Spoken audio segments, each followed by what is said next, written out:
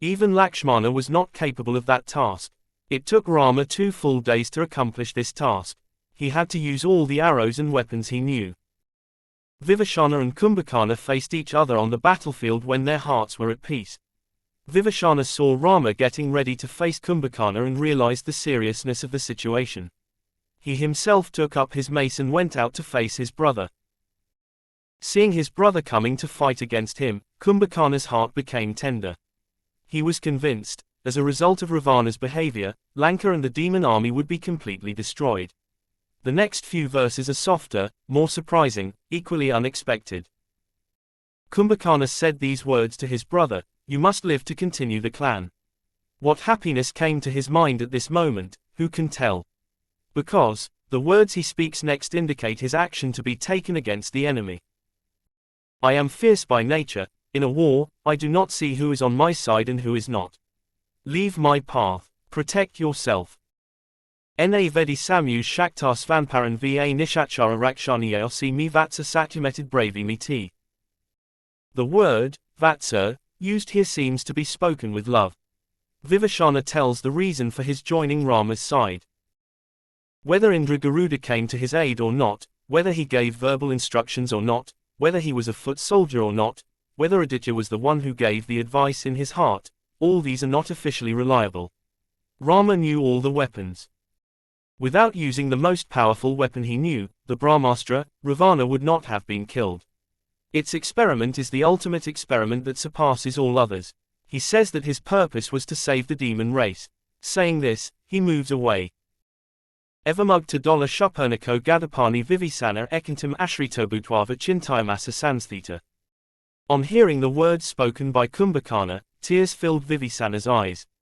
It was as if he had sought solitude and was sitting there, leaning on his mace, thinking. This image will never be forgotten.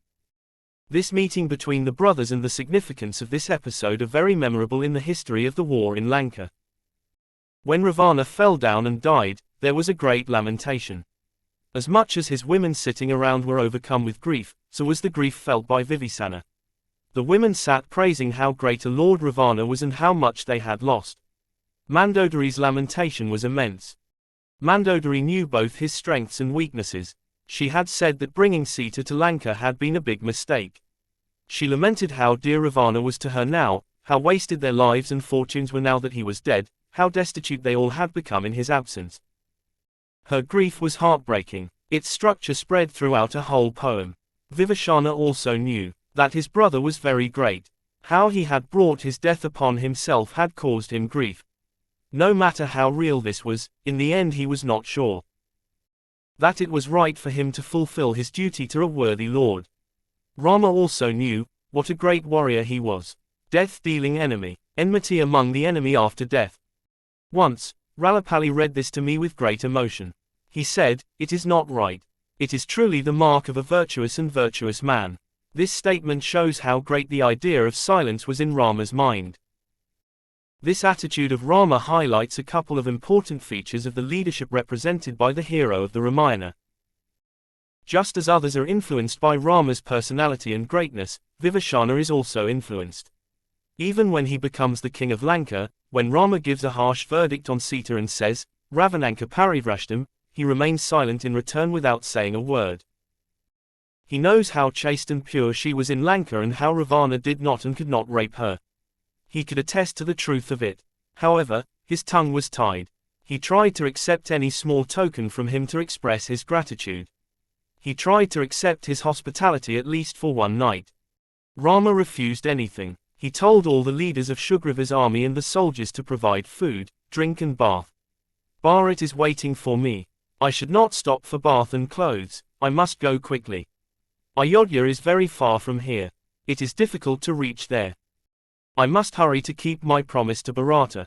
Vibhishana informed him that there was a flower plain for the journey and prepared it. Vibhishana, Sugriva and Hanuman quickly went to Ayodhya with everyone. The saying, Brahma Rishi Samatejam, tells how Rama lived in the forest and how Bharata looked after the kingdom when he was without his brother. Seeing him ruling the kingdom in the name of Rama, in the number of his shoes, everyone saw what true greatness is and what he could do. Bharatam drishta tam bharatravatsalam. Mumuchu Vanara Basar Rakshasashcha Vivisana, seeing the love of brotherhood and the devotion of Bharata, they shed tears. Are they not the ones who cannot see such scenes in their lives? This, Vishwamitra, the story of Vishwamitra is narrated in the first part of the Ramayana. He is not only partly responsible for Rama's education and his ability to achieve success, but it is also a time when we see how important his personal influence is. He is a great name in the history of Indian culture. He is a man who, by his own choice and effort, defied the established authority and established his personality. He is a Kshatriya. He was a man who had acquired power and skill in weapons. He gained supremacy over other kings and opposed Vasishtha. Vasishtha was a leader of the Brahmin class. The incident regarding a cow belonging to Vasishtha came to the fore among them. Vishwamitra realized that Vasishtha's Brahmadanda, after shedding blood, was stronger than all his strength and decided to become a Brahmarishi. As has happened to many great sages during his penance, he too fell in love with nymphs like Menaka and lost his mind for a while. When he experienced enough happiness and contentment, he realized his mistake. Then he became more alert and freed himself from the traps of the past. At the last moment, when he achieved compassion, forgiveness and restraint and became enlightened, his penance was successful and he was accepted as a Brahmarishi. There is no other example in India where such a compelling personality with such a strong personality is represented. For the sake of power influences for most of the Brahmin class and the Kshatriya class, at that time. Are these two people from the Vedic period the figures of this historical and poetic period? It cannot be said. The stories of mythology and history are intertwined with each other. It is not easy to separate them. Who does it? There must have been competitions. Vishwamitra gets angry when he sees Dashratha, who broke his promise after promising to give what he asked for. He says that Dashratha's behavior is inappropriate for a king born in the Raghu dynasty. He says that you and your people may be happy and leaves. In verses 8 to 10, Vishwamitra's knowledge of weapons and the greatness of his achievements are asserted. The power to create new weapons is one of them. In the past, there was nothing beyond his knowledge of what will happen in the future. Rama not only comes victorious but also returns famous. Vishwamitra himself can destroy the demon. But he does not want to use his penance for that. Vasishtha had to tell Dashratha that he had come to you only to increase the greatness and prosperity of your son. Vasishtha's words only confirm what Vishwamitra had said earlier. I also got angry when my sacrifice was disturbed. But if anyone comes to spoil it, they should not waste their penance and restraint. We know that Rama and Lakshmana went with Vishwamitra.